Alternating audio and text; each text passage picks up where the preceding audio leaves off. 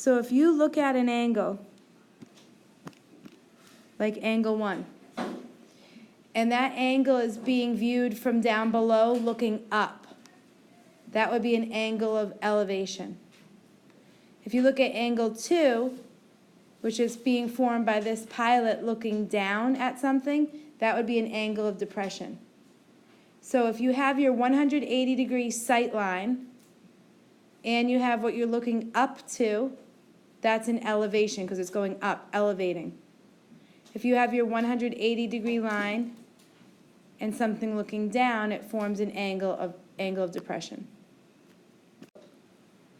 An angle of elevation or depression, since they're congruent, can be placed here every single time. And this can be your right angle every time when you draw an image to help you solve this.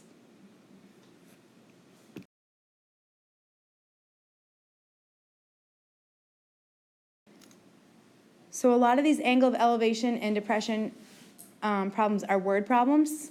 This is what you'll see on the test. There'll be 2 like this. And so you're going to be given this large word problem, and you will have to draw an image from that to solve. So the way that we draw it every time, just draw a right triangle every time. Does that make sense? Yeah. Now, angle of elevation is 41 degrees. So I placed my angle of elevation in the bottom left corner. I'm going to put that there every time, even if it's a depression, because depression would be outside of the triangle. But angle of depression and angle of elevation are congruent, so I don't really care to have a number outside of my right triangle. Now the next thing that we're going to look at is the height. It says the plane's altitude, which means height, right? Since the altitude is 4,000 feet, that would go there. And now it's asking for the horizontal distance, so we have to figure out where we're going to put our x. You'll soon get used to the word problems and the wording. A lot of times this will say altitude, or it'll say vertical height.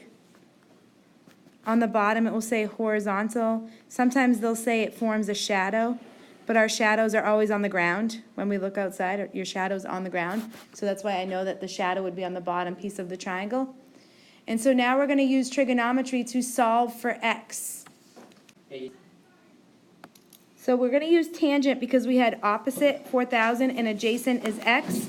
And so then we're going to solve using a proportion.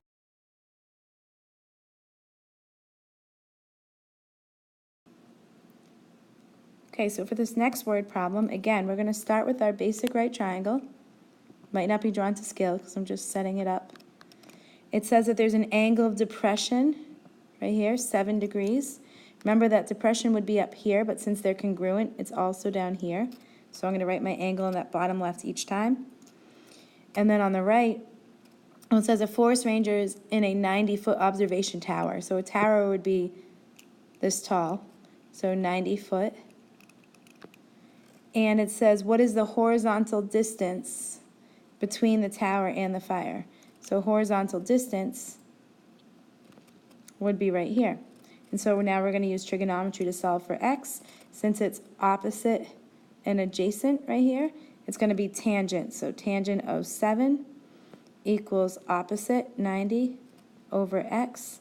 And now solve for x. You should get somewhere between 730 and 750 feet or so. Right around there would be accurate. Depends on if you're rounding your tangent of 7 or not.